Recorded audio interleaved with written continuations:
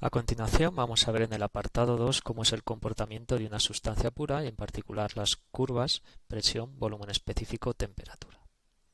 De acuerdo, las curvas presión, volumen específico, temperatura aparece representado en este dibujo o esquema que tenemos en la transparencia este diagrama para sustancias que se expanden al congelarse. Y fijaros que expanden aparece subrayado porque es importante.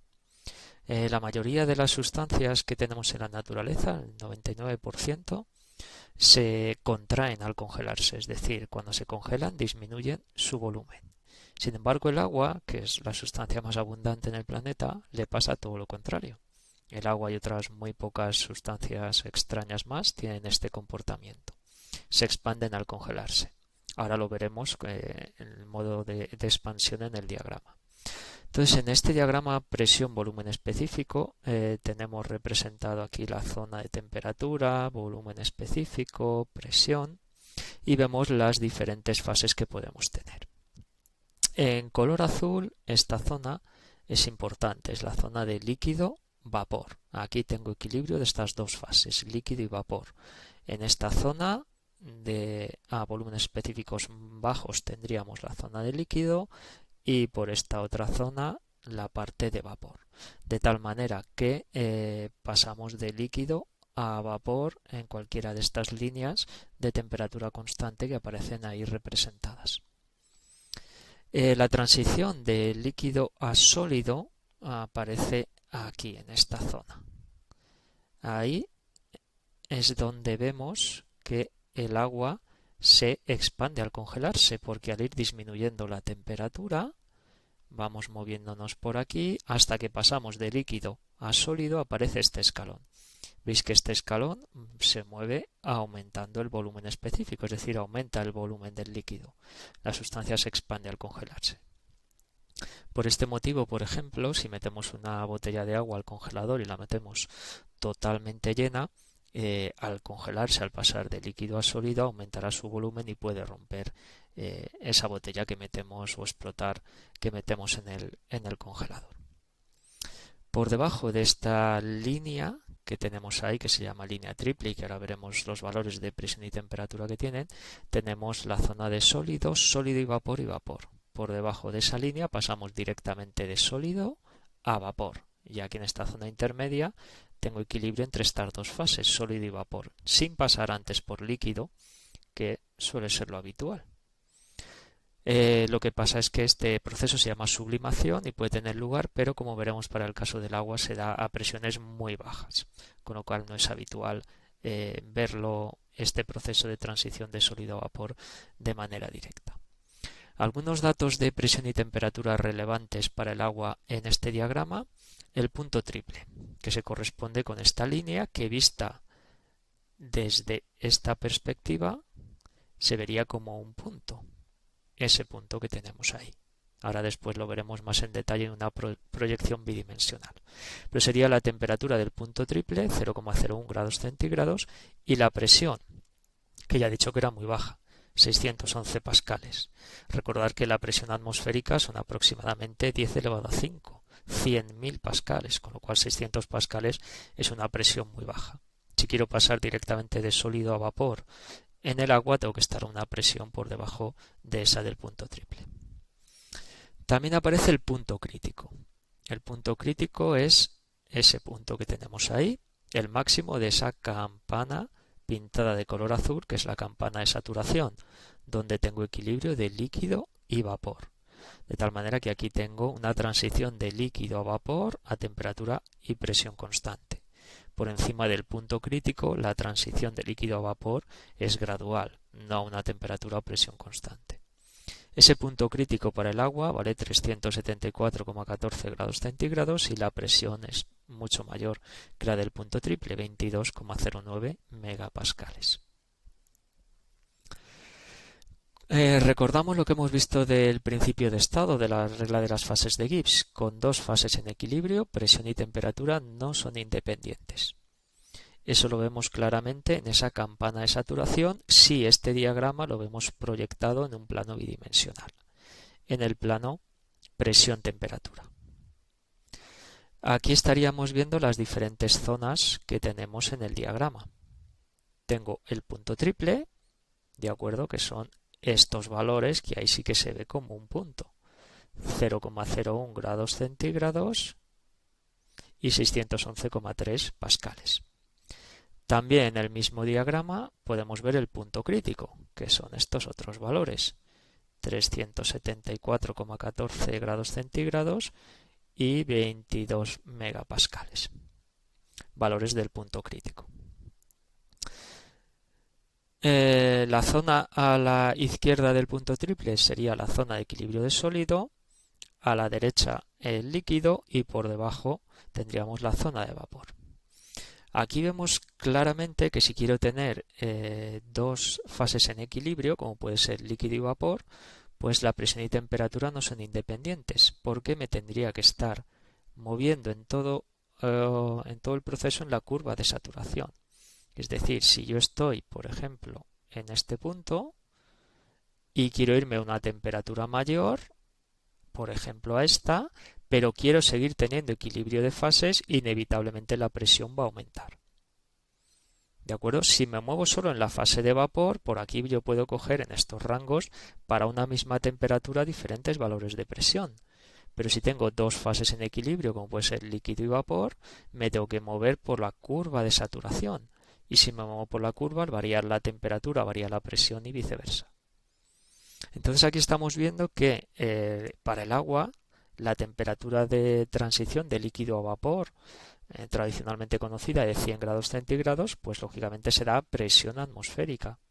Si aumentamos la presión, aumenta la temperatura.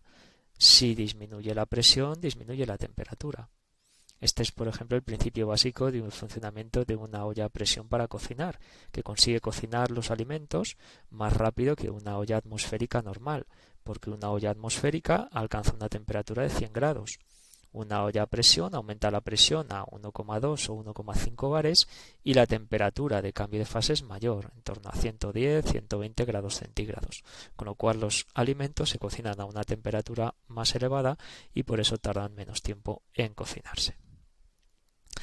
En el resto del diagrama tenemos la zona de sólido por aquí y aquí la transición de sólido a líquido, y si estamos por debajo del punto triple pues pasamos directamente en esta zona de sólido a vapor. Esa sería una proyección del diagrama muy útil para poder ver los cambios de fase. Otra proyección del diagrama sería la proyección presión-volumen específico, que vamos a utilizar bastante a lo largo de la asignatura. En esta proyección aparece representado la campana de saturación, la zona de líquido-vapor, zona de vapor sería a la derecha, zona de líquido a la izquierda. Y aparece la zona de sólido que se corresponde con el escalón que tenemos ahí, y debajo de la línea triple estaría la zona de sólido y vapor. En este diagrama presión-volumen es importante que sepamos dibujar las líneas isotermas. Ahí tendríamos el punto crítico, la línea triple abajo y una línea isoterma aparece pintada de color rojo, a una temperatura por debajo de la temperatura T sub C, que es la temperatura del punto crítico. Las líneas isotermas es importante que dentro de la campana de saturación, que tengo dos fases en equilibrio, como tengo representado aquí la presión, para esta temperatura le corresponde una presión, con lo cual tiene que ser una línea horizontal. Si nos vamos hacia arriba en el diagrama, vamos aumentando la temperatura hasta alcanzar la temperatura crítica. Tengo justo en el punto crítico un punto de inflexión en la curva. Y si estoy a una temperatura superior a la temperatura del punto crítico, tendríamos una transición gradual de la zona de vapor a la zona de líquido.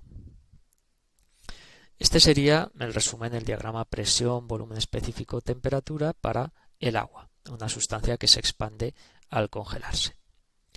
Sin embargo, lo habitual, como ya hemos comentado, es que la mayoría de las sustancias se contraigan al congelarse. ¿Eso en qué cambia el diagrama presión, volumen específico, temperatura? Pues lo cambia poco. Fundamentalmente nos lo cambia en la zona que tenemos ahí, donde ahora la transición de líquido a sólido, el escalón nos movemos hacia la izquierda disminuyendo el volumen, con lo cual la sustancia se contrae. El resto del diagrama pues es muy parecido al que hemos visto anteriormente para el agua. La gran mayoría de las sustancias, como ya hemos comentado, pues lo habitual es que disminuyan su volumen al congelarse. El diagrama presión-temperatura para este tipo de sustancias es el que aparece aquí, que si nos fijamos es muy similar al que hemos visto anteriormente para el agua. La principal diferencia es que esta línea que separa la zona de sólido y de líquido, en este caso está inclinada ligeramente hacia la derecha. Sin embargo, si nos movemos a las transparencias anteriores donde teníamos el diagrama del agua, aquí vemos que la zona de sólido y líquido, esta línea está inclinada hacia la izquierda. Esta inclinación también permite explicar cómo patinan o cómo deslizan una persona que está patinando sobre hielo, que desliza muy bien sobre agua sólida, sobre hielo. Y lo hace muy bien porque el hielo sólido está pues a una temperatura por debajo de 0 grados centígrados, que es aproximadamente la temperatura del punto triple. Estaríamos por esta zona, en sólido. ¿Qué ocurre cuando un patinador se pone los patines? Que todo el peso de su cuerpo lo concentra en un área muy pequeña, que sería el área del patín. Con lo cual la presión que ejercemos, que sería la masa por la gravedad de la persona dividido por el área, es muy grande porque el área de contacto es muy pequeña. Eso hace aumentar mucho la presión a temperatura constante. Con lo cual nos iríamos en una línea vertical, que voy a intentar dibujar de manera correcta. Bueno, seríamos una línea vertical hacia arriba hasta llegar a un punto de la zona de líquido. Es decir, debajo del patín se genera una pequeña capa de líquido que permite deslizar mucho mejor al patín si estamos deslizándonos sobre agua sólida. Sobre cualquier otra superficie no tendríamos este efecto. ¿Vale? Ahí estaríamos volvemos al diagrama presión, volumen específico, temperatura para las sustancias que se contraen. Y finalmente, el último diagrama, el presión, volumen específico, es similar, con las líneas isotermas igual que hemos visto antes, para temperaturas mayores o menores que las del punto crítico. Lo único que cambia un poquito es la zona de sólido y sólido líquido del diagrama. No obstante, en la mayoría de los procesos que nosotros vamos a estudiar nos vamos a centrar, como veremos, en la zona de líquido y de vapor. Con lo cual, cuando dibujemos el diagrama presión-volumen específico, lo dibujaremos siempre de la línea triple hacia arriba. Y las zonas de sólido y sólido líquido no las dibujaremos para simplificar las representaciones gráficas, porque, repito, normalmente trabajaremos siempre en la zona de líquido, líquido-vapor y en la zona de vapor. Aquí en este tema de introducción de cálculo de propiedades sí que representamos la zona de sólido para que veamos dónde está, pero habitualmente no trabajaremos normalmente en esa zona.